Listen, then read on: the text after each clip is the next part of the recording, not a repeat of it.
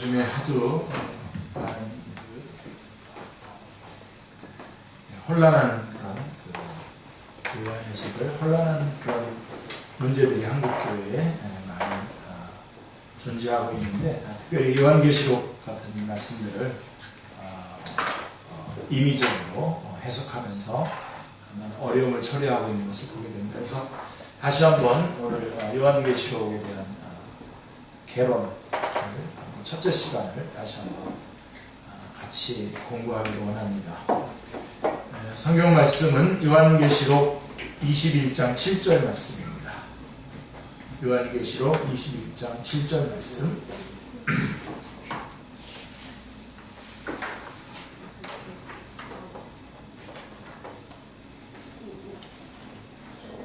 같이 한번 읽겠습니다. 요한계시록 21장 7절. 이기는 자는 이것들을 상속으로 받으리라. 나는 그의 하나님이 되고 그는 내 아들이 되리라.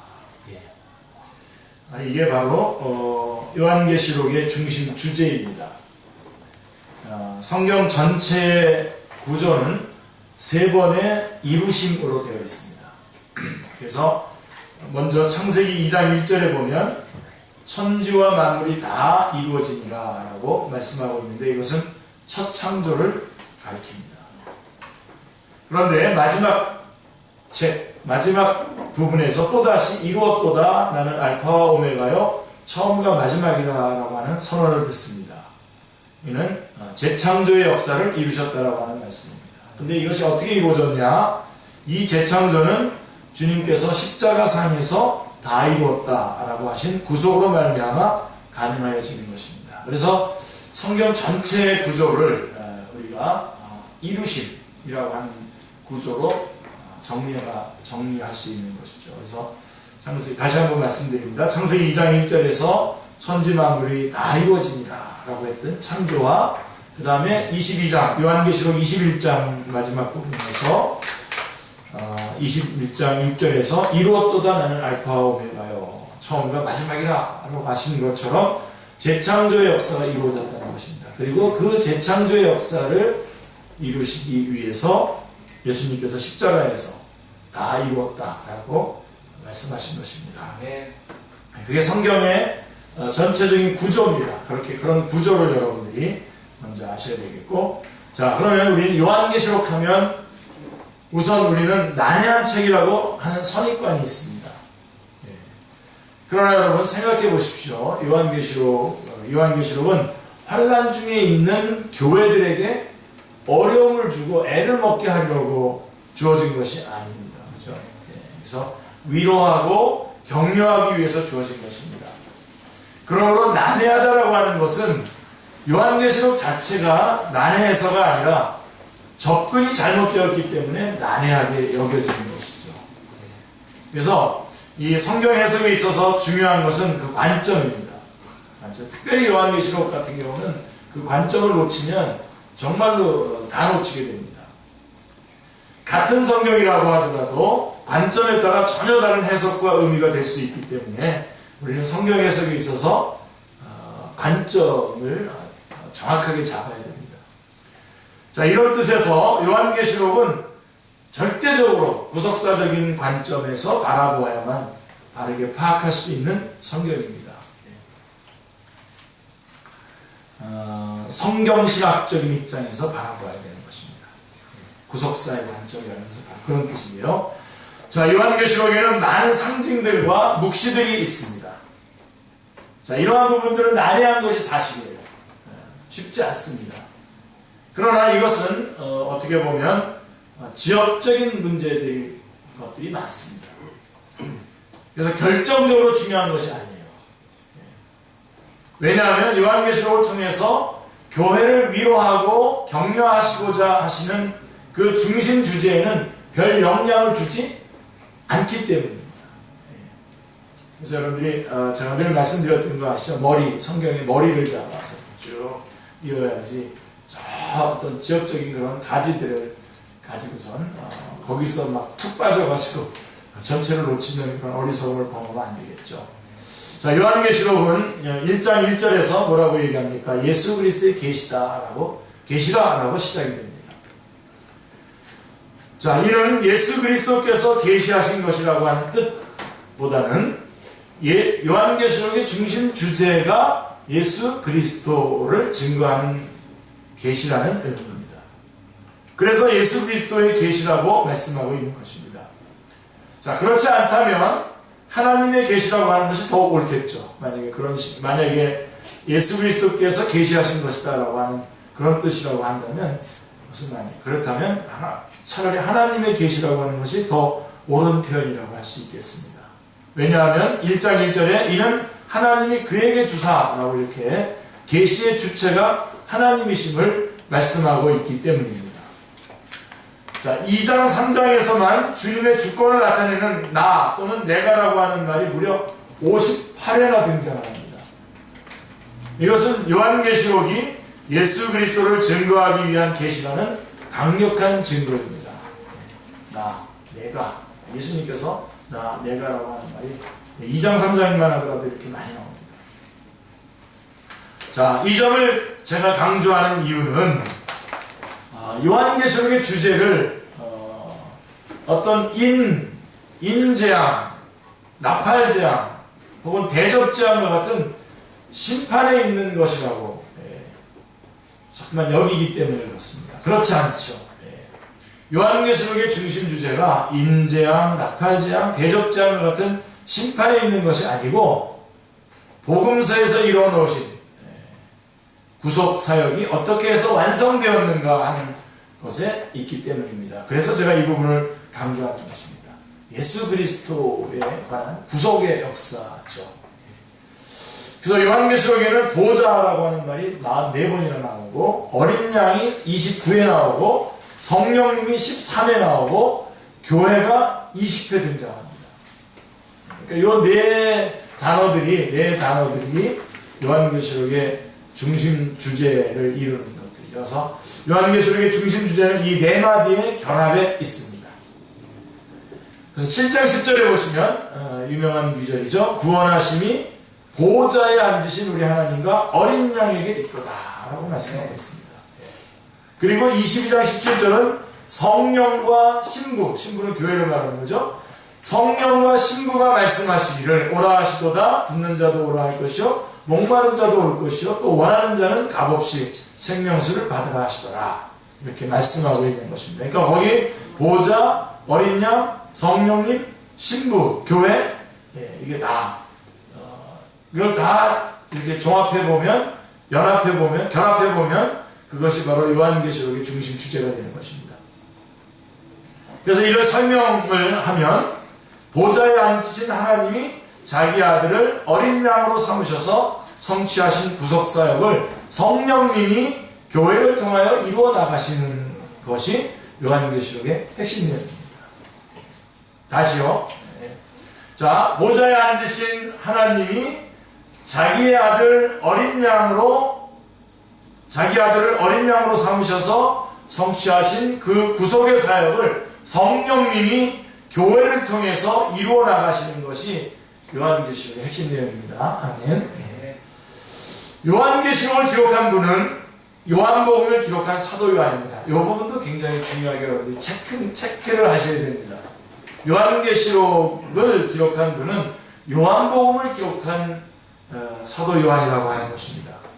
그래서 사도 요한은 복음서에서 세례 요한이 그리스도를 하나님의 어린 양으로 부른 사실을 기록하고 있어요. 보라, 세상을 지고 하는 하나님의 어린 양이로다. 요한복음 1장 29절 또 36절에 말씀해주고 있죠. 그래서 이 부분을 여러분들이 주목하셔야 됩니다. 사도 요한은 요한계시록과 복음서의 일관성을 위해서 의도적으로 예수 그리스도를 어린 양으로 부르고 있는 것입니다.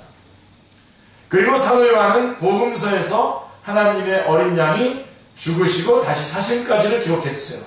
복음서에서는. 그런데 요한계시록에서는 곧 살아있는 자라 내가 전에 죽었었노라 볼지어다 이제 세세토록 살아있어라고 이제는 부활하셔서 교회와 함께 싸우시는 주님으로 등장하십니다. 전에 죽었었노라 라고 하는 과거 사역을 계시해주고 있는 것이 요한복음이요. 이제 세세토록 살아있어 사망과 음부의 열쇠를 가졌노니 라고 하신 현재 사역과 그 다음에 진실로 속히 오리라 라고 하신 미래 사역을 계시해주고 있는 것이 뭐죠?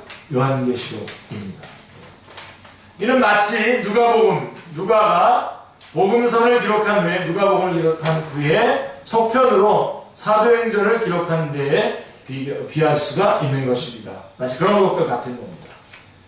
그래서 요한계시록에서 주님은 다른 사역을 하고 있는 것이 결코 아니죠. 그러니까 이 부분이 중요한 겁니다. 요한계시록은 결코 다른 사역을 하고 있는 것이 아니라 복음서에서 이미 말씀하셨던 그 사역, 십자가를 통해서 이루어 놓으신 구속 사역을 완성해 나가고 계시는 것입니다. 예. 자, 그러면 이제 요한계시록이 어떤 성경인지 어떤 말씀인지 여러분들이 조금 정리를 하셨다면, 자, 그럼 요한계시록의 전체적인 구조를 보겠습니다. 요한계시록을 읽을 때 이 구조를 놓치고 보면 안 됩니다. 최근에 어떤 책이 하나 나왔는데, 성경을 아주 굉장히 많이 읽으시고, 그런 분이 이제 책을 내셨는데, 이 요한계시록의 구조를 전혀 제대로 파악되어 있지 않더라고요. 자, 이 요한계시록의 구조를 잘 보셔야 요한계시록을 볼 수가 있습니다. 요한계시록의 전체적인 구조를 파악함이 길을 잃고 헤매지 않는 비결입니다. 아멘입니다. 자, 1장. 요한계시록은 이렇게 되어 있어요. 1장, 2장, 3장, 그 다음에 4장부터 20장, 그 다음에 21장, 22장. 이렇게 되어 있습니다. 그래서 먼저 1장, 이게 네 토막으로 잘라지는데요. 1장. 자, 1장에서 주님은 어떤 모습으로 나옵니까? 15절에 그의 발은 풀무불에 단련한 빛난 주석 같고 라고 말씀합니다. 그리고 16절에 그의 입에서 좌우의 날선 검이 나오는 야정군 사령관과 같은 분으로 묘사되어 있습니다. 그런 주님이 16절에 보면 그의 오른손에 7별 붙잡고 그 다음에 12절 13절에 7 촛대 사이에 계시는데, 자, 이 7별, 7 촛대, 금촛대가 바로 주님의 휘하부대인 것입니다. 그 휘하부대가 바로 교회죠. 그래서 그 휘하부대를 향해서 많은 물소리와 같은 음성으로 훈령을 하십니다. 그게 1장의 내용입니다. 1장에서 우리 주님은 전투하는 교회의 야전군 사령관으로서 그 교회들을 지휘하시고 계시는, 휘하의 부대들에게 명령하고 계시는, 그런 훈령을 하다라고 계시는 주님으로 나오는 것입니다. 그리고 2장, 3장은 1장에 등장한 야전군 사령관이 휘하 부대인 7교회를 향해서 훈령하는 내용이 나옵니다. 이겨야 한다. 이겨야 한다라고 하는 훈령하는 내용이 나옵니다. 2장 1절에 보면 오른손에 있는 7뼈를 잡고 7 금촛대 사이를 거니시는 주님께서 7교회를 향하여 7번이나 이기는 자는 하고 독려하고 계십니다. 자, 이겨야 되고 이길 수 있다 라고 하는 것이 2장 3장에서 주님께서 하시는 명령입니다. 왜냐하면 이겨야 되고 또 이길 수 있다는 것이 왜냐하면 요한계시록 5장 5절 말씀에 보면 유다 지파의 사자 다윗의 뿌리가 이겼으니라고 말씀하고 있습니다. 다시 말해서 주님께서 대표자 간의 싸움에서 이기셨기 때문에 그의 군사들도 이길 수가 있다는 것입니다. 그래서 우리는 그 주님이 이기신 그 싸움을 가서 그대로 승리를 거머쥐기만 하면 된다는 것입니다. 자, 이 점에서 우리가 유념해야 할 점은 7교회에 편지를 보내는 그 송신자가 누구냐면 예수 그리스도죠. 예수 그리스도께서 7교회에 보내는 송신자이시지만 끝에 가서는 7교회의 끝에서는 항상 7번이나 이기는 자는이라고 하시는 분은 누구냐면 성령님이 교회에게 하시는 말씀이라고 되어 있다는 사실입니다. 이 부분도 여러분들이 중요해요. 왜 그러냐면 왜 지금 성령님께서 이기는 자의 성령님이 교회들에게 하시는 말씀이라고 이렇게 말씀했냐면 교회가 이길 수 있는 것은 어린 양의 피, 다시 말해서 복음과 성령님과 그 복음을 가지고 성령님과 동행함으로써만 이것이 가능해지기 때문에 그렇습니다.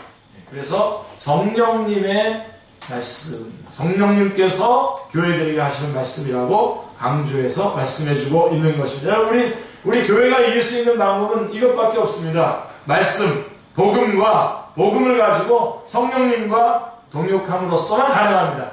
절대로 다른 방법으로는 이길 수가 없습니다. 이긴 적도 없고요. 우리가 현대의 모든 그런 교회들이 혹은 강단들이 마치 그렇지 않은 어떤 것들을 통해서 어떤 윤리적인 그런 것들을 통해서 그것을 강조하는 건 좋습니다. 성도들의 어떤 윤리와 어떤 그 삶의 자세와 이런 것들을 강조하는 건 좋은데 마치 그것이 승리를 가져다 주는 것처럼 쉽게 얘기해서는 안 되죠. 우리는 결국은 뭘로 이겨야 됩니다. 예수 그리스도의 복음, 예수 그리스도의 피, 복음과 그 복음을 가지고 나아가서 성령님의 인도하심에 따라서 전하고 증거할 때에 우리는 승리할 수 있는 것입니다. 자, 그게 바로 이제 2장 3장의 내용입니다. 그리고서는 21장, 22장을 좀 먼저 얘기한다면 21장, 22장은 자, 21장에서 이루었도다 하는 알파 오메가요 처음과 마지막이다. 6절에 선언하고 계시죠. 드디어 재창조의 역사가 완성된 겁니다. 자, 무엇을 이루셨다는 것입니까? 자, 21장 1절에 보면 또 내가 새 하늘과 새 땅을 보니 처음 하늘과 처음 땅이 없어졌고 바다도 다시 있지 않더라 라고 한 새 하늘과 새 땅. 그리고 2장 13절에 하나님의 장막이 사람들과 함께 있음에 하나님이 그들과 함께 계시니 그들은 하나님의 백성이 되고 하나님은 친히 그들과 함께 계셔서 라고 한 함께 계시고 함께 사는 것을 이루셨다는 겁니다. 두 가지죠. 그러니까 새하늘과 새 땅, 그 다음에 함께 거하시고 함께 사는 것을 이루었다는 것입니다. 굉장히 중요한 말씀입니다. 왜냐하면 이 함께 사는 것이 창세기 3장에서 깨졌기 때문에 그래요. 창세기 3장에서 죄가 들어옴으로 말미암아 하나님이 우리와 함께 사시는 것이 깨지고 말았습니다.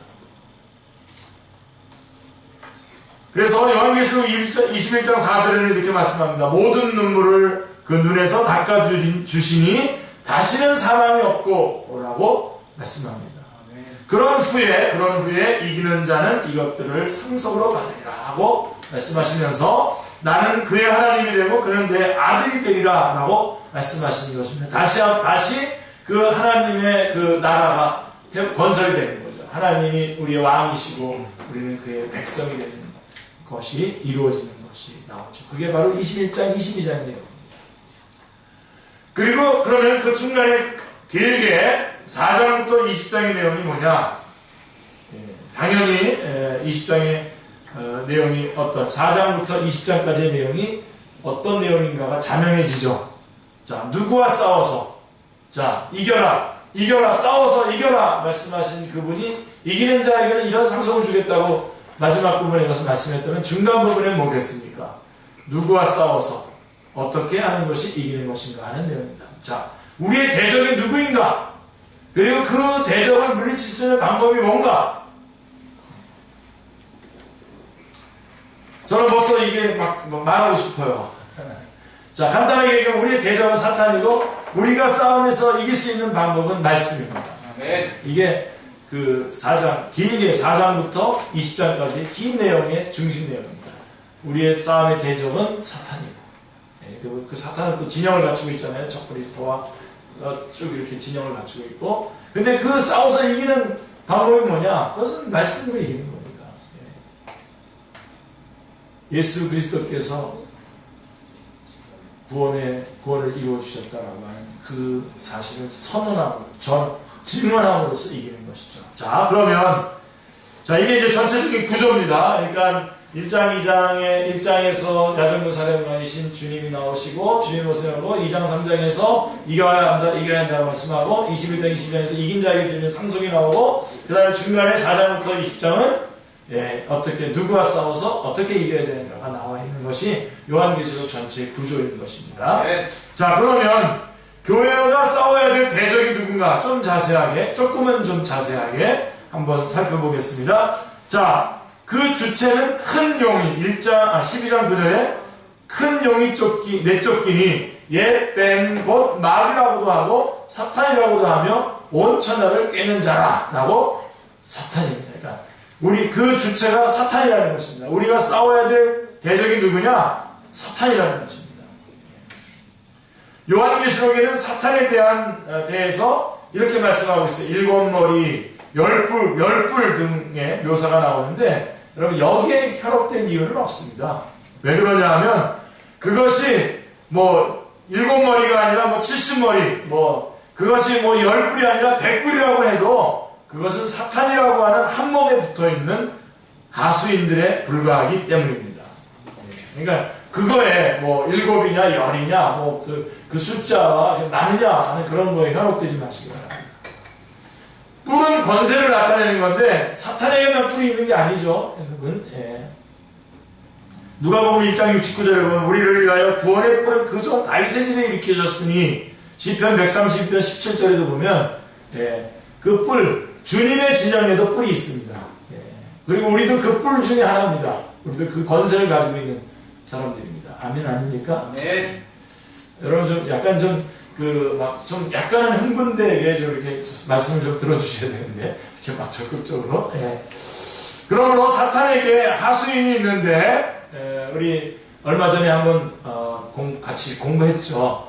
13장에 보면 요한계시록 13장에 보면 1절에 내가 보니 바다에서 한 짐승이 나오는데 뿔이 10이요 머리가 7이라 라고 한 적그리스도 그 하수인이 내용이 나오고 또 13장 11절에 가보면 또 내가 보면 또 다른 짐승이 이제 땅에서 올라오니 어린 양같이 두 뿔이 있고 용처럼 말을 하더라.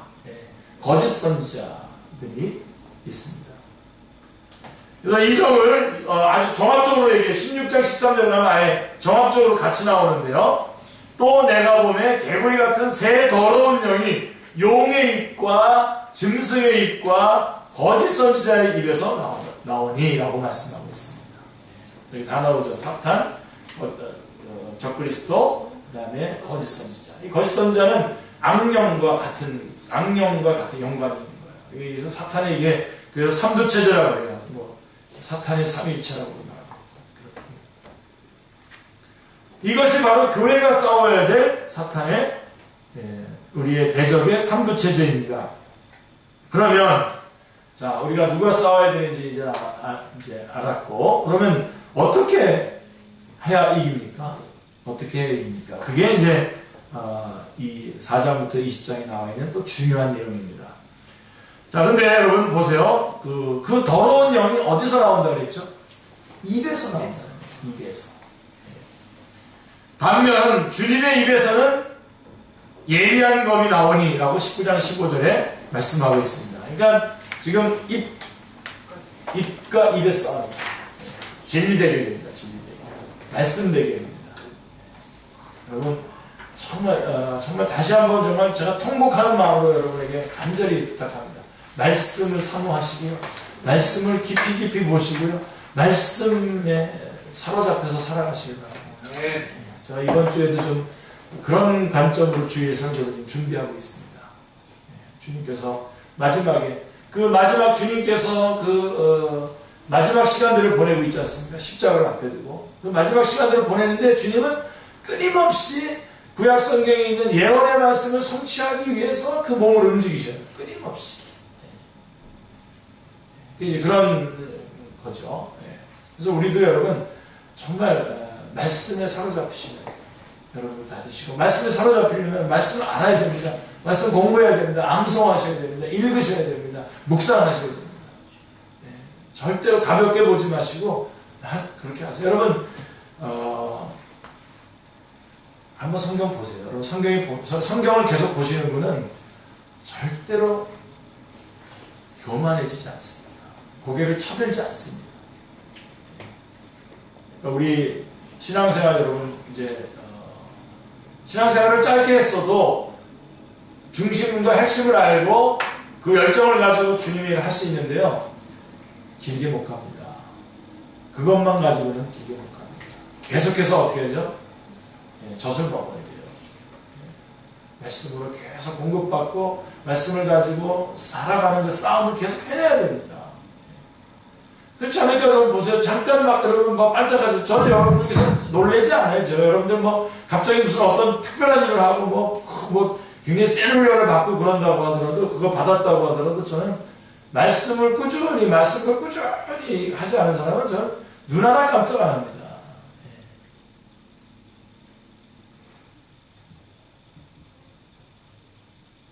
결정적인 순간이 오면, 결정적인 순간은 하루에도 몇 번씩 옵니다, 우리 그리스도인들에게. 그 순간이 오면 꼭 껴요. 그리고 말씀의 성취를 위해서 가지 않고 따르게 간다고. 우리 주님은 여러분 12군단이나 되는 그 천사들을 불러낼 수 있어요. 12군단이라고 하는 것은 그냥 12군단에서 한 군단이 한 군단이 몇 명입니까? 방위 출신하지 모르는데 확인해야 되는데 어마어마한 숫자인데 12군단이라고 하는 얘기는 뭐냐면 주님께서는 모든 천사를 다 불러올 수 있는, 군대로 불러올 수 있는 그런 분이셨어요. 근데 말씀을 이루시기 위해서 전혀 그런 권능과 능력을 쓰지 아니하시고 그대로 말씀에 순종해서 십자가에 죽습니다. 여러분들이 이런 부분들을 딱 붙잡으셔야 됩니다. 절대로 여러분 겸손하게 진지하게 차근차근히 나가십시오. 누가 알아주는 거에 대해서 절대로 거기에 신경 쓰지 마시고요. 사람이 알아주는 거. 우리는 칭찬하죠. 서로 칭찬하지만 칭찬을 가지고 다시 겸손해져야 되지. 칭찬을 받으면서 나는 그 정도 됐고 그럼 그 다음 단계는 뭐지? 그 다음에 또 자기가 준비도 안 된 일들을 탁탁 거머쥐어가지고 행하고 그러다가 크게 공동체 전체를 같이 위험에 처하게 만들면 안 되죠. 그런 것들을 여러분 그래서 싸움을 해내야 됩니다. 싸움을 해내야 돼요. 시간이 그냥 지나가는 것 같지만 시간을 보내시면서 싸움을 하시면서 보내시죠. 싸움을 하시면서 말씀대로 살아가고 말씀대로 살았더니 정말 참 힘들고 어려웠지만 말씀이 이루어지고 그래서 그 결과로 하나님의 이루어지는 것들을 여러분들이 직접 여러분의 온몸으로 해내는 싸움을 하셔야 됩니다. 네. 지금 제가 한 회사에 전체 그 회사에 여러 군데 나가서 말씀을 전하고 있죠. 지금 풍성합니다. 사실 곳곳에 모여서 곳곳 그 회사마다 풍성한데 처음에는요 제가 그들에게 말씀을 전하고 직장인들이 말씀을 가지고 직장생활을 해야 되고 주님 중심으로 직장생활을 해야 된다는 것을 전해준다는 것은 참 어려운 일이었습니다. 어떨 때는 가서 모이자고 했는데 시간이 돼도 아무도 안 와요. 혼자서 그 점심시간 동안 있죠. 여러분 아무데나 장소가 또 주어지는 게 아니잖아요. 이렇게 칭칭다리 내려오면 이쪽에 이렇게 안쪽으로 칭칭다리가 있는 그 구석이 있잖아요. 아무데나 그 구석에서 성경 공부하고 했었거든요. 그런 구석에 가서 거기서 사람들을 올 때 기다렸다가 안 오면 그냥 거기서 기도하고 눈물 질질 흘리고 돌아오고 하는 그런 싸움들이 있었고 사람들에게 이 말씀을 전하는 것이 이렇게 참 굉장히 인내와 수고가 필요한 것이구나 라고 하는 것을 깨닫게 되는 거죠. 그런 싸움 없이 그냥 턱턱턱 모든 것이 내가 원하는 대로 턱턱턱 어떤 특별한 그런 그 시스템에 의해서 사람들 쫙 모이고 그 다음에 말하고 그러는 거에 익숙해지기 시작하면은 자기가 아무것도 아닌 것처럼 보여요. 안 되니까 나 혼자서 안 되잖아요. 그러니까 낙심된 말들 하고 다른 사람들이 낙심된 말 하는 것도 막 퍼지잖아요. 그래서 싸움을 해내셔야 됩니다. 해내셔야 되는데 싸움을 해나가시면서 절대로 놓치지 말아야 돼요. 말씀을 끊임없이 읽고 묵상하고 암송하고 그대로 실행해 나가는 싸움을 계속해서 해내야 됩니다. 그리고 결국은 하나님의 말씀이 이루어지는구나 라고 하는 것들을 계속해서 점검해 내시고 여러분 안에서 가시적인 체킹이 있어야 됩니다. 자, 그래서 입에서 그러므로 영적 전쟁은 입에서 나오는 진리와 비진리의 싸움이요 말씀과 함께 역사하는 성령님과 악령의 싸움인 것입니다. 다시 말하면 증언의 싸움입니다. 진리 대결입니다. 그래서 여러분들이 이걸 딱 붙잡고 해내시면 됩니다. 주님께서는 내가 또 하나님의 말씀 아는 만큼만 또 감당할 만큼만 또 우리에게 도전도 받게 하시고 그러시지 않습니까? 그래서 제일 이제 중요한 거는 여러분들이 내가 다 알고 있는 것처럼 착각하는 게 제일 문제입니다. 제가 최근에 제가 아주 존경하고 사랑하는 한국 교수님이 정말 책을 내셨는데 그 책을 붙잡고 지금 서론만 지금 한 10번 이상 읽고 있습니다. 이렇게 그동안 그렇게 많은 성경을 가르치고 그렇게 했는데도 이 책을 이렇게 읽는데 이게 안 넘어가네. 네? 그 말씀을 깨달으려고 하는데 참 안 넘어가네. 이제 서론이 무슨 뜻인지를 조금 아는 것 같아요. 조금 알 것 같아요. 한 10번도 좀 더 읽고 아직 진도 못 나가고 그냥 계속 그 책을 붙잡고 있습니다. 내일도 또 영주에 강의하러 가는데 들고서 이제 또 씨름해야죠. 절대로 다 안다고 생각하지 않으셔야 됩니다. 그렇게 하면서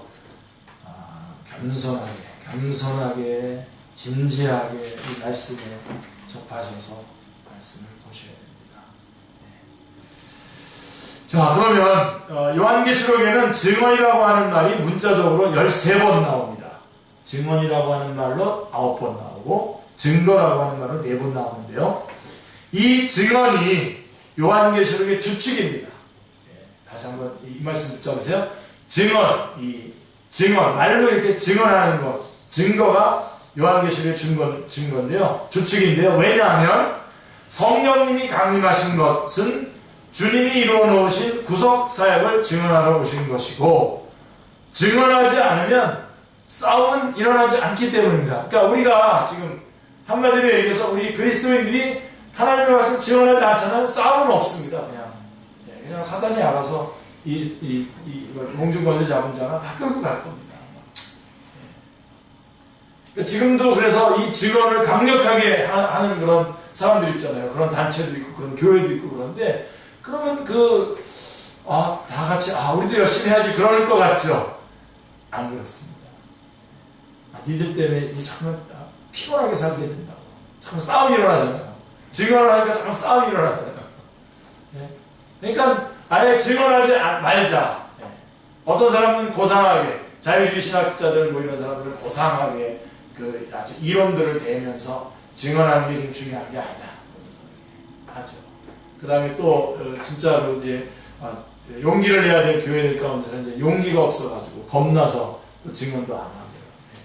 요즘은 교회가 가진 게 많아가지고요. 뺏길까봐. 또 목사님들도 가진 게 많으셔가지고 내가 단기선교 팀을 보냈는데 그 팀이 마치 지난번 아프간의 그 순교 사건처럼 그런 사건이 일어나면 내가 뭐가 되지? 내 꼴이 뭐가 될까? 그래가지고 겁나가지고 이거 추천도 안 해준다는 거 아닙니까? 그죠? 그런 왜요? 싸움이 일어나니까 불편하잖아요. 근데 여러분, 우리는 싸우도록 이겨라고 우리는 지금 지상에 전투하는 교회 지금 싸우라고 지금 싸워야 되고 주의 말씀대로 승리하도록 지금 이 싸움을 해야 되는 거 아닙니까? 네. 바로 그래서 이 요한계시록의 주축이 뭐냐면 증언입니다. 증언. 그래서 성령님이 강림하신 것은 주님이 이루어 놓으신 구속사역을 증언하러 오신 것이고, 성령님의 역사는 주님의 말씀을 증언하러 오신 성령님의 역사시거든요. 그게. 그리고 우리가 싸움을 걸지 않고 우리가 증언하지 않으면 싸움은 일어나지 않습니다. 그렇기 때문에 요한계시록의 주축이 증언입니다. 증언. 붙잡히시는 거죠. 지금 말씀 딱 붙잡히시는 거죠. 사망으로 끌려가는 자를 구원하려고 복음을 증언하기 때문에 싸움은 불가피하게 일어나는 것입니다. 요한계시록을 기록하고 있는 사도 요한은 하나님의 말씀과 예수를 증언하였으므로 말미암아 암모라 하는 섬에 유배를 당한 상태에서 하나님의 말씀과 예수 그리스도의 증거 곧 자기가 본 것을 다 증언하였느니라고 말씀하고 있습니다. 그래서 하나님의 말씀과 그들이 가진 증거로 말미암아 죽음을 당한 영혼들이 호소하고 있고, 또 두 증인이 증언을 마칠 때에 무적갱으로부터 올라오는 짐승이 그들과 더불어 전쟁을 일으켜 그들을 이기고라고 하는 이 모든 이 말씀들이 다 증언과 관련되어 있는 것입니다.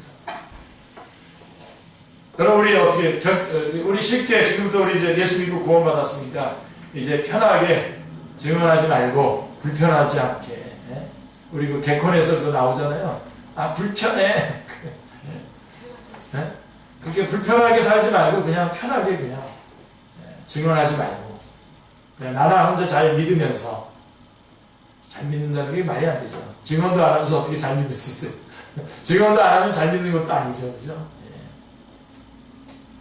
지금 사실 여러분 이 부분이 좀 안타까운 가운데 있습니다. 한국교회 전체가 뭐 세계교회에 대해서는 다른 나라 교회는 잘 모르겠어요. 모르겠고 한국교회 전체가 이렇게 증언하지 않고 편하게 살잖아요. 그래서 그 지난날에 그렇게 예수 그리스도의 심장을 가지고 젊은이들에게 막 불을 지폈던 그런 단체들도요 지금은 가정생활에 충실해야 된다. 이게 그 단체의 지금 핵심 그 주제예요. 그러니까 다들 여보 사랑해. 특히 그렇게 해서 애 낳고 잘 살고 그러는 게 마치 예수님 잘 믿는 거인 것처럼 그렇게 잘 살아야 되죠. 근데 여러분 그렇게 잘 살아서 우리가 이 땅에 있는 목적이 그겁니까? 예, 분명하게 하셔야 돼요. 이거 제가 지금 우리 교회에서 얘기하니까 지금 이렇게 저항이 없지. 딴 데서 이렇게 얘기하면 바로 발끈거리면서 저항하는 사람들 많아요. 특별히 직장인에 대한 데가 목사님 지금 우리가 얼마나 지금 치열하게 지금 그게 왜 지금 치열하게 힘든지 그 원인을 제가 말해주면 원인이 뭐냐면 중심이 바뀌었기 때문에 그게 힘든 거거든요. 말해주면 이해를 못하는 거죠. 저도 옛날에 직장 다녔다고 그렇게 말해도 이해를 안 해요. 자, 그래서 이것들에서 결정적인 말씀이 뭐냐면 12장 11절에 나오죠. 우리가 우리 교회에서 아주 중요하게 다루는 거죠. 영적 전쟁에서 승리의 비결 3가지. 12장 11절에 또 우리 형제들이 어린 양의 피와 그 다음에 중요한 경우는 자기들이 증언하는 말씀으로써 이겼으니 그들은 죽기까지 자기들의 생명을 아끼지 아니하였도다 라고 말씀하고 있는 것입니다. 여기에 역설이 나타나는데 죽기까지라고 한 죽음과 이겼으니라고 한 승리입니다. 자, 물어볼게요 여러분. 스데반은 증거하다가 돌에 맞아 죽임을 당했습니다. 스데반은 이긴 겁니까? 진 겁니까? 이겼어요. 이긴 겁니다. 그거를 여러분들이 바로 볼 수 있어요. 우리는 이거 이긴 거야 진 거야? 스데반이 돌에 맞아 죽어서 말씀 증거하고 진 거야. 대답 내가 물어보면 뒤가 다르다. 진 거야 이긴 거야? 네, 이긴 거야. 이긴 겁니다.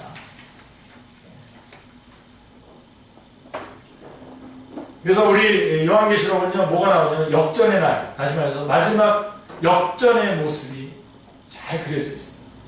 다 죽어서 사탄이 이긴 거라고 생각하지만 예수님도 십자가 달려 돌아 죽었을 때 사탄이 얼마나 쾌재를 불렀겠습니까?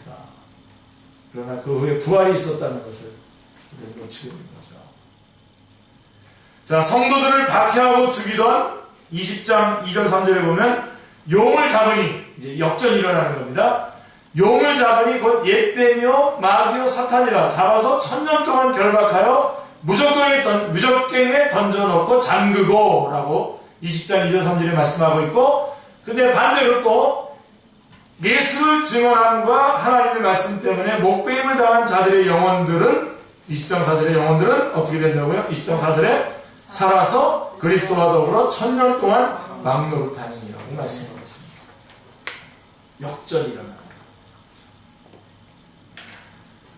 이 대목의 중심 주제는 성경의 틀을 요동치게 하는 천년왕국설이 아니라 뭐 전천년이냐 후천년이냐 무천년 이런 거 논란하겠다는 그런 설이 중요한 게 아니라 최후 승리가 여자의 후손편에 있다라고 하는 역전의 광경인 것입니다. 그리고 우리도 그 역전의 역전을 하는 그 주체들이 된다는 것입니다. 그 다음에 요한계시록에서 이제 어린 양의 피가 나오는데요. 자, 그래서 이런 점에서 사활적으로 중요한 점은 그 증언하는 내용이 뭐냐 이거예요. 그럼 그 증언하는 내용이 뭡니까? 증언함으로써 승리하는데 그 증언의 내용이 뭐냐? 한마디로 말하면 어린 양의 피입니다. 예. 애굽 바로의 노예가 되어 신음하고 있던 이스라엘 백성들이 해방될 수 있었던 것도 6월절 어린 양의 피에 있었습니다. 주님은 십자가상에서 다 이뤘다라고 선언하셨고 19장 요한복음 19장 30절에 1500년 동안이나 막혀있던 휘장은 이때에 비로소 열려졌던 것입니다. 그러므로 요한계시록에는 주님의 죽으심과 피가 강조되어 있습니다. 왜요? 이것이 그 증언하는 내용이기 때문에 그렇습니다. 그래서 1장 5절에 보면 우리를 사랑하사 그의 피로 우리 죄에서 우리를 해방하시고 1장 18절 곧 살아있는 자라 내가 전에 죽었었노라. 그 다음에 5장 9절에 일찍이 죽임을 당하사 각 족속과 방언과 백성과 나라 가운데 사람들을 피로 사서 하나님께 드리시고 그 다음에 5장 12절에 큰 음성으로 이르되 죽음을 당하신 어린 양은 능력과 부와 지혜와 힘과 존귀와 영광과 찬송을 받으시기에 합당하도다. 예. 그 다음 10장 14절에 어린 양의 피에 그곳을 씻어 희게 하였느니라 말씀하고 있습니다. 그래서 증언의 핵심은 어린 양의 피 곧 예수는 우리가 범죄한 것 때문에 내어줌이 되고 또한 우리를 의롭다 하시기 위해 살아나셨느니라고 하는 로마서 4장 25절의 말씀처럼 그 핵심은 어린 양의 피인데 곧 복음을 말하는 것입니다. 그러니까 그 증언하는 내용은 복음이에요. 정리 한번 해볼게요. 우리의 싸움의 대적이 누구냐고 사탄이죠. 그리고 사탄은 적그리스도와 거짓 선지자 같은 이런 어떤 형태를 그런 어떤 포진해 가지고 있고요. 그다음에 우리가 그럼 싸워서 이기는 것은 뭡니까? 우리의 증언하는 말입니다. 근데 그 증언하는 내용이 뭐냐? 복음이라는 겁니다. 요한계시록에서 지금 요약하고 있는 것이죠. 이처럼 주님께서 우리의 대속제물로 죽임을 당하신 것을 드러내려고 하는 의도가 아니었다고 한다면 하나님의 아들 그리스도를 29번이나 어린 양이라고 부르지 않았을 것입니다. 사도 요한이 그리스도를 언제까지 어린 양이라고 부르고 있는가를 주목해 보십시오. 끝까지 22장까지 요한계시록 20에 성경 마지막 장까지 계속해서 어린 양이라고 20장 3절에 보세요. 다시 저주가 없으며 하나님과 그 어린 양의 보좌가 그 가운데 있으리니 그의 종들이 그를 섬기며 그러니까 마지막 장 22장까지 하나님의 아들 예수 그리스도를 어린 양으로 부르고 있습니다. 이것은 무엇을 말해주고 있느냐 하면 사도 요한은 하나님의 아들이 우리의 대속제물이 되셨다고 하는 복음을 붙잡고 끝까지 놓치지 않고 있음을 의미하는 것입니다. 끝까지 복음을 붙잡고 있는 거예요. 사도 요한. 그래서 어린 양에 관한 말씀을 22장까지 계속해서 말씀하고 있습니다. 왜냐하면 우리의 구원의 근거가 오직 어린 양의 피에 있고 증거해야 될 핵심이 어린 양의 피에 있기 때문입니다. 두 가지요. 우리의 구원의 근거가 어린 양의 피고 우리가 증언해야 될 핵심이 어린 양의 피에 있기 때문에 그렇습니다. 놓치지 마시기 바랍니다. 그러면 자, 이 요한계시록의 현재적인 의미를 이 요한계시록은 굉장히 현재 오늘 우리들에게 아주 적실한 말씀인 것입니다. 보세요. 2000년 전에 기록된 이 요한계시록이 오늘날의 교회에는 어떤 의미가 있습니까? 그것은 주 하나님의 자기 계시를 통해서 나타나고 있습니다. 우리 주님께서 직접 말씀하셨어요. 하나님은 자신을 이제도 있고 전에도 있었고 장차 올 자요라고 1장 8절 요한계시록 1장 8절에서 말씀하고 계십니다. 자, 보세요. 순서를 보세요. 이제도 사도 요한도 이제도 계시고 전에도 계셨고 장차 오실이라고 1장 4절에서 말씀하고 있습니다. 자, 이 점에서 우리가 주목해야 될 점은 전에, 이제, 장차라고 하는 시간 순으로 말하고 있지 않다라고 하는 것입니다. 뭐라고 얘기하냐면 이제도 계시고 지금도 계시고 전에도 계셨고 이제도 이후에도 있을 거다라고 하는 그 순서입니다. 그래서 언제를 제일 먼저 말하고 있습니까? 현재를 제일 먼저 말하고 있는 것을 보게 됩니다. 자, 이렇게 말씀하시는 의도가 무엇입니까? 이것은 요한계시록을 주신 주 하나님은 이제도 우리와 함께 계시고 전에 있던 성도들과도 함께 있었고 장차 있을 성도들과도 함께 계실 하나님이라고 하는 것입니다. 그리하여 구속사역을 기필코 완성하시는 하나님이심을 깨닫기를 원하고 있기 때문입니다. 그래서 이것을 강조하고 있는 겁니다. 그렇다면 요한계시록의 내용들도 과거에도 있었고 현재에도 진행 중이며 미래에 대단원을 이루게 될 내용임을 우리는 깨닫게 되는 것입니다. 그렇습니다. 용, 사탄이죠. 그 다음에 짐승, 적그리스도, 그 다음에 거짓 선지자. 이 짐승도 용도 짐승, 적그리스도도 거짓 선지자도 전에도 있었고 지금도 있고 장차에도 있을 것입니다. 놓치지 마십시오. 갑자기 어느 날 주님 오시기 바로 얼마 전에 막 나타나서 그때 나타나서 그때 좀 활기차게 활발하게 활동하다가 없어지는 그런 게 아니라 지금 전에도 그렇게 역사하고 있었고 그렇게 하고 있었고 지금도 그렇게 하고 있고 이후에도 그렇게 할 겁니다. 그리고 이들과의 증언의 싸움, 이 진리 대결이죠. 이 증언의 싸움도 전에도 있었고 이제도 있고 전에도 있었고 장차도 있을 것이라는 말씀입니다. 사실은 저는 이거를 여러분들에게 가슴에 새겨주는 게 제 가장 중요한 목적입니다. 지금 이 기간이 주님의 초림부터 재림 사이의 기간이라는 겁니다. 자꾸만 어떤 사람들은 이거를 어떤 특정한 기간에다가 딱 맞춰가지고 자꾸만 설명을 하려고 하죠. 그러면 그 이후에 일어날 어떤 특정한 기간이라고 한다면 7개 교회에게 무슨 의미가 있습니까? 요한계시록이. 그리고 지금 만약에 오늘 지금 우리에게 무슨 의미가 있겠어요? 무슨 적용점이 있겠습니까?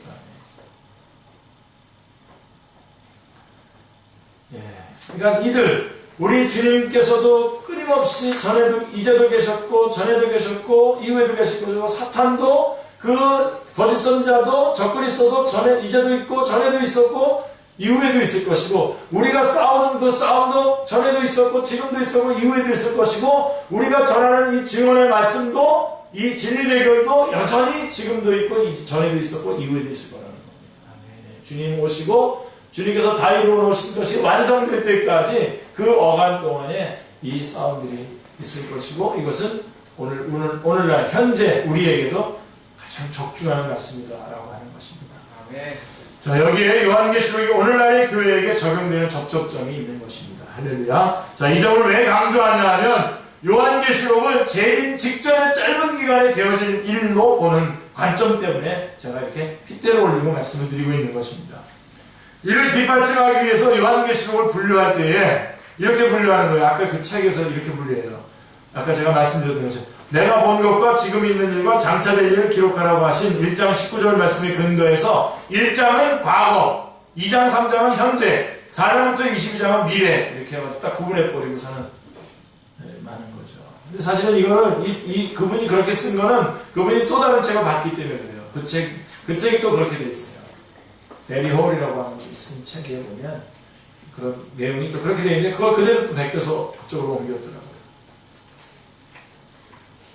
저도 아주 초창기 때 젊었을 때는 그렇게 보니까 참 좋더라고요. 구분이 확 되고 좋은데 지금 와서 보니까 보세요. 왜 아닌가 보세요. 자, 사도 요한이 1장에서 본 것은 과거의 일이 아니고요. 20절에 보세요. 1장 20절에 보면 내가 본 것은 내 오른손에 7별과 별의 비밀과 또 7 금초대라 라고 하신 7 금초대 사이에 다니시는 주님의 현재 사역이에요. 현재 사역. 1장은 과거고 2장 한 명은 현재고 이런 게 아니에요. 주님은 세상 끝날까지 오른손에 7별을 붙잡으시고 7 금초대 사이에 다니시는 분이십니다. 다니실 것입니다. 그렇기 때문에 그것은 지금 현재의 사역이에요. 현재. 요한계시록 1장은 과거에 있었던 사역에 대해서 말하고 끝이 아니라 지금 현재도 그렇게 하고 계시는 주님의 사역인 것입니다. 그러므로 4장부터 22장까지의 내용도 종말에 와는 짧은 기간에 되어진 일이 아니라 미래의 사건이 아니라 주님의 초림으로부터 시작해서 재림으로 완성될 그때까지 교회들이 선한 싸움을 싸워야 할 내용들인 것입니다. 여러분에게 각인이 됐을 줄은 믿습니다. 이 말씀. 자, 이제도 있고 전에도 있고 장차에도 있을 일이 뭐냐? 자, 이것을 만약에 조금 전에 말했던 이 초림부터 재림 사이의 그 기간을 말하는 것을 만약에 무시한다면 요한계시록의 1차 독자인 초대교회 성도들은 물론 그 이후로 2000년여만 지금까지 살아왔던 성도들에게는 요한계시록이 상관이 없는 말씀이 되고 마는 것이죠. 그렇게 해서 하나님이 그런 말씀으로 하나님의 말씀을 우리에게 주셨겠습니까? 그렇지 않습니다. 그죠? 12장에 등장하는 옛뱀 곧 마귀라고도 하고 사탄이라고도 하는 온천하를 꿰는 자란 전에도 있었으며 이제도 맹활약을 하고 있고 장차도 발악을 하다가 불못에 던짐받게 될 존재인 것입니다. 아멘입니다. 네. 다시 한번 여러분 말씀의 순서를 주목해 보십시오. 이제도 있고 전에도 있었고 장차 올 자. 요한계시록 1장 4절 8절. 네, 이제를 우선적으로 말씀하고 있는 것입니다. 저는 이 이제를 지금 강조하고 있는 거예요. 자, 왜냐하면 성도들의 시간은 오늘이라 일컫는 동안에 매일 피차에 권면하여 하신 대로, 권면하라고 하신 히브리서 3장 13절의 말씀대로 언제나 오늘이기 때문에 그렇습니다. 우리들의 시간은 오늘인 겁니다. 여러분, 오늘 여러분들이 지금 이 시간에 여러분들이 주님 앞에 이 시간들을 주님 앞에서 온전하게 여러분의 시간으로 가지셔야 됩니다. 지금에 해당되는 말씀인 거예요. 이 말씀. 만약에 이렇게 말씀하시지 않았다면 요한계시록은 우리와 상관이 없는 공허한 것이 되고 맙니다. 그러므로 요한계시록의 시제는 이제입니다. 이제, 지금. 어제나 오늘이나 영원토록 동일하신 주님은 요한계시록에서 그들이 어린 양과 더불어 싸우려니와 어린 양은 만주의 주시오 만왕의 왕이심으로 그들을 이기실 터이요 또 그와 함께 있는 자들 곧 부르심을 받고 택하심을 받은 진실한 자들도 이기리로다 하고 이제도 십자가 군병 앞에서 싸우시는 대장으로 등장하십니다. 또 내가 하늘이 열린 것을 보니 보라 백마와 그것을 탄 자가 있으니 그 이름은 충신과 진실이라 그가 공의로 심판하며 싸우더라 라고 말씀합니다. 자, 근데 이 장면을 여러분들이 어떤 분들은 재림의 장면으로 보더라고요. 그렇지 않습니다. 주님은 백마 타고 오시지 않습니다. 어떻게 오시죠? 구름 타고 오십니다. 그게 사도 요한이 1장 7절에서 볼지어다 그가 구름을 타고 오시리라 라고 말씀하셨습니다. 그러니까 지금 백마를 타고 있다는 것은 뭘 말하는 겁니까? 지금 우리 주님이 같이 우리들과 함께 영적 전쟁을 지금 같이 싸우고 계시는 겁니다. 독려하고 계시는 것입니다. 또한 천국에 대한 묘사도 제한적입니다. 개들과 점술가들과 음행하는 자들과 살인하는 자들과 우상숭배자들과 및 거짓말을 좋아하며 지어내는 자는 다 성 밖에 있으리라 하시는데 그것이 주님 재림 후에 있을 천국이겠습니까? 그러니까 다시 말해서 아까 뒷부분은 미래에 대한 이야기다 라고 이렇게 하지만 그게 어떻게 재림 후에 있을 천국입니까? 지금 이게? 아니죠. 요한계시록은 내가 본 천국과 같은 계시가 아니라 전투하는 교회에 주시는 병법인 것입니다. 네. 이런 부분들을 그래서 다시 한번 말씀드리면 이 모든 것들은 주님의 초림과 재림 사이에 일어날 일들이지 뭐 1장부터 1장은 과거 2장, 3장은 현재, 4장부터 20장은 미래 이런 것은 아니다라고 하는 걸 다시 한번 말씀드리고 그 다음에 하나만 더 점검하고 마무리했으면 좋겠는데요. 하나님의 나라 건설입니다. 하나님께서 성경 전체를 통해서 일관되게 추구해 오신 목표가 있는데 그것은 함께 계심입니다. 하나님의 나라 건설이죠. 그런데 21장에 이르러 하나님의 장막이 사람들과 함께 있음에 하나님이 그들과 함께 계시리니 임마누엘이죠. 함께 계심이 이루어지고 있습니다. 하나님께서 사람과 함께 거하신 때가 있었죠. 그러나 죄가 에덴에 침입함으로써 인간은 하나님의 전율에서 추방을 당하게 되었고 하나님과 함께 거함은 깨어지고 말았습니다. 구원사역, 즉 하나님의 나라 건설이란 함께 계심을 회복하는 역사인 것입니다. 원래 전에 함께 계셨던 것을 다시 회복하는 것입니다. 하나님은 바로의 노예였던 야곱의 자손들을 6월절 어린 양의 피로 구속하여 내신 후에도 내가 그들 중에 거할 처소, 그들 중에 거할 성소를 지으라고 명하십니다. 그게 출애굽기 20장에 십계명을 받고 난 다음부터 성막의 설계도가 나오는 게 바로 겁니다. 출애굽기의 목적도 그들은 내가 그들의 하나님 여호와로서 그들 중에 거하려고 그들을 애굽 땅에서 인도해낸 줄을 알리라. 나는 그들의 하나님 여호와니라 라고 말씀하고 있습니다. 그러나 그 성막은 중간이 굳게 막혀 있었습니다. 이는 참것의 그림자에 불과했기 때문입니다. 그러니까 진짜 성막이 누굽니까? 예수님이시죠. 그런데 성경 마지막 책 마지막 부분에 이르렀도다 라고 선언하심으로 함께 계심이 드디어 완성되는 것입니다.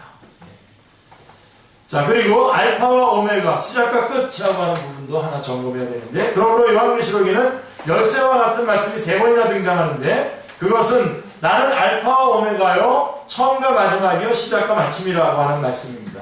첫 번 등장하는 것은 1장 8절에 나오는데요, 주 하나님이 이르시되 나는 알파와 오메가야, 이제도 있고 전에도 있었고 장차 올 자요, 전능한 자라 하시더라 라고 말씀합니다. 여기서는 이제도 우리와 함께 계심에 초점이 맞추어져 있습니다. 그리고 21장에 가보면 6절에 이루었도다 라고 하는 완성과 결부되어 있는 말씀입니다. 만일 시작만 하시고 이루어 주시지 없었다면 하나님은 알파는 되시지만 오메가는 되지 못하는 하나님이 되고 말 것입니다. 자, 아닙니다. 그렇죠? 우리가 믿는 하나님은 일을 행하시는 여호와, 그것을 만들며 성취하는 여호와이십니다. 22장 13절에서도 나는 알파와 오메가요, 처음과 마지막이요, 시작과 마침이라고 말씀하고 있습니다. 이 말씀은 보라네가 석회오린이라고 하는 재림과 결부되어 하신 말씀입니다. 부활 승천하신 주님께서 만일 다시 오심이 없다면 주님은 알파는 되시나 오메가는 되지 못하는 것이요, 처음은 되시지만 나중은 되지 못하는 것이요, 시작은 되시나 끝은 되지 못하는 것이 되고 말 것입니다. 그러므로 주님은 자기 계시를 통하여 반드시 다시 오실 것을 확신시켜 주셨던 것입니다. 자, 요한계시록이 완성의 책이기 때문에 창세기 1장부터 3장과 요한계시록 20장부터 22장은 절묘한 대조를 이루어주고 있습니다. 마지막 처음 3장과 성경의 처음 3장과 성경 마지막의 3장이 이렇게 대조를 이루어주고 있는데요. 함께 거하심을 파괴했던 용을 잡으니 곧 옛뱀이요 마귀요 사탄이라 불과 요한 곳에 던져지니 20장 2절 10절에 말씀하고 있는데요. 다시는 사망이 없고 애통하는 것이나 곡하는 것이나 다시 아픈 것이 다시 있지 아니하리니 처음 것들이 다 지나갔으므로라 21장 4절에 말씀하고 있습니다. 자, 이것은 파괴를 당했던 것을 다시 회복하시고 반드시 완성할 것을 나타내주고 있습니다. 이보다 방대하고 확실한 말씀이란 달리 없습니다. 이는 요한계시록에 있어서 보다 귀중하고 중요하고 분명한 진리입니다. 그런데도 요한계시록에서 지역적인 문제에 한눈을 팔고 있으면 안 되겠죠. 네. 자, 마무리입니다. 자, 또한 요한계시록에는 구원이 나와 있습니다. 구원하심이 보좌에 앉으신 우리 하나님과 어린 양에게 있도다라고 한 구원과, 그 다음에 6장 16절에 보좌에 앉으신 이의 얼굴에서와 그 어린 양의 진노에서 우리를 가리라라고 하는 진노가 있으니까 요한계시록에는 구원과 진노가 같이 나옵니다. 구원과 심판은 동전 앞뒤와 같은 것입니다. 진노가 없다면 복음이 필요 없는 것이 되고, 복음만이 진노의 날 하나님 앞에 서게 할 수 있다는 것입니다. 그러므로 우리가 명심해야 될 점은 요한계시록은 7인, 7나팔, 7대접으로 상징되는 진노의 중심이 있는 책이 아니라, 성경이 아니라 어디에 있는 겁니까? 그 핵심이 구원하심이 있는 것입니다. 구속의 역사인 것입니다. 요한계시록에서 어려움을 겪게 되는 상당 부분이 구원하심과 결부된 것이 아니라 진노하심과 결부된 것에 대한 호기심에서 비롯된 것들이 많습니다. 그러니까 여러분, 머리를 붙잡고 구속의 역사인 것을 보면서 쭉 성경을 지금 구분해줬던 것들을 구분해서 보시면 됩니다.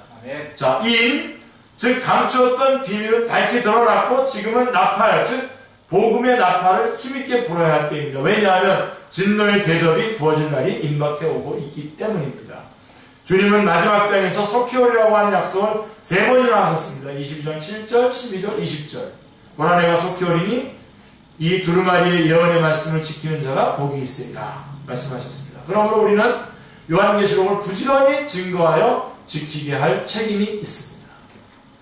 22장 12절 보라 내가 속히오리니 내가 줄 상이 4개 있어 각 사람에게 그의 행한 대로 갚아주리라 말씀하십니다. 그러므로 부지런히 주님의 일에 힘쓰는 자들이 되어야 할 것입니다. 구원은 선물이죠. 그러나 여러분 상은 충성한 대로 주어지는 보상인 것입니다. 그런 이 상 많이 받으시길 바랍니다. 정말 주님 앞에 부지런히 이 증거의 삶을 살아감으로써 상을 받으시길 바랍니다. 22장 20절에 내가 진실로 속히오리라 라고 말씀하셨습니다. 진실로 속히오리라. 이것이 요한계시록에 있어서 주님의 마지막 말씀입니다. 아멘 주 예수여 어서 오시옵소서. 내가 속히오리라 그랬더니 아멘 주 예수여 속히 오시옵소서.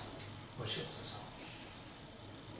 예, 요한계시록에 대한 결론입니다. 그래서 여러분들이 이 결론을 가지고 요한계시록을 한번 쭉 지금 제가 말씀한 대로 구조를 가지고 요한계시록을 쭉 읽을 때 여러 번 읽으십시오.